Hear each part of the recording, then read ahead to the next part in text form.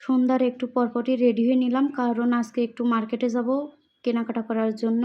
নিজে রেডি হয়ে ছেলেকে রেডি করে নিয়ে এখন নিচের দিকে নামছি আর কি। নিচের লাইটগুলো দেখছি সবগুলাই অফ, যার কারণে ভিডিওটা এমন ঘোলাটে এসেছে। আর যেহেতু বাসার কাছেই মার্কেট, হেঁটে এটুকু চলে যাব, চলে আসলাম কথা বলতে বলতে। প্রথম যে কাজটা, আমি মূলত একটা হিজাব কিনবো, যেগুলো রেডিমেড ওইগুলা, কিন্তু রেডিমেডগুলা দেখার পরেও কেন জানি মনের মতো হচ্ছিল না। মনের মতো না হওয়ার একটাই কারণ, সেটা হলো যেটা সাইজে মেলে কালারে মেলে না, কালারে মিললে সাইজে মেলে না। তাই ভাবলাম গজ কাপড় কিনে টেলার্সে দিয়ে নিজের মতো করে বানিয়ে নেব। তারপরও ২-১টা দোকান ঘুরে দেখছিলাম যদি মেলে, কিন্তু কোনোটাই কেন জানি ভালো লাগলো না। একটা দোকান দেখতে দেখতে প্রায় দেখা শেষ, কিন্তু একটাও মনের মতো হচ্ছিল না।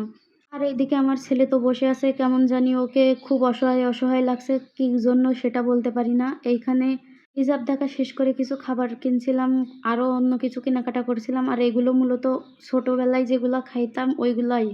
এগুলো স্বাস্থ্যের জন্য কেমন সেটা জানি না, কিন্তু খাইতে ভালো লাগে তাই খাই। আর আমরা কিন্তু মার্কেটে থাকা অবস্থায় প্রচণ্ড পরিমাণে গরম ধরা করছিল। বাসায় আসতে আসতে কেমন জানি মেঘলা আকাশ হয়ে গেছে, মনে হচ্ছে কিছুক্ষণের মধ্যেই বৃষ্টি নামবে। তাই ছেলেকে নিয়ে আর মার্কেটে একটুও দেরি করিনি, তাড়াতাড়ি বাসায় চলে এসেছি। এই খাবারগুলার পাশাপাশি আরও টুকটাক কিছু কেনাকাটা করছিলাম, তার সাথে একটা ইনস্ট্যান্ট চার যে পাতিগুলা ওইগুলা কিনছিলাম। এটা রেডি করতে বেশি একটা ঝামেলা লাগে না, যার কারণে আমি মনে করি এইগুলাই বেস্ট। আমার মতো অলস যারা আছেন তারা এটা টেস্ট করতে পারেন। আপনাদের সাথে কথা বলতে বলতে এটুকু আমার নামায় নেওয়া হয়ে গেছে, এর ভিতরে অনেকটা ফেলেও দিয়েছি। এই দেখেন, কথা বলতে বলতে ঝড় থেকে বৃষ্টি শুরু হয়ে গেছে। আমার হাজবেন্ডকে বললাম, যেহেতু ঝড় বৃষ্টি শুরু হয়ে গেছে মার্কেট থেকেও চলে আসছি। ঝড় বৃষ্টি অবস্থায় অনেক বেগুনি খাইতে মন চাচ্ছিল, মানে কিছু একটা ভাজা পোড়া খাইতে। হাজবেন্ডকে বললাম বেগুনগুলো কেটে দিতে, সে এমনভাবে কাটছে মনে হচ্ছে সরকারি কাটা। এটা একটা বেগুনের সাইজ দেখলে আপনারা অবাক হয়ে যাবেন, এমনভাবে কেটেছে। এগুলা এমনভাবে কাটছে, বেগুনি তো দূরে থাক, আমি মনে হয় ভাজি করলেও পারফেক্ট হবে না। অনেক সময় দেখবেন নিজের একটু স্বস্তির জন্য নিজের কাজটা অন্যের দিয়ে করানোটাই যেন বিরক্তিকর হয়ে যায়। আমার অবস্থা এখন সেটাই হয়েছে।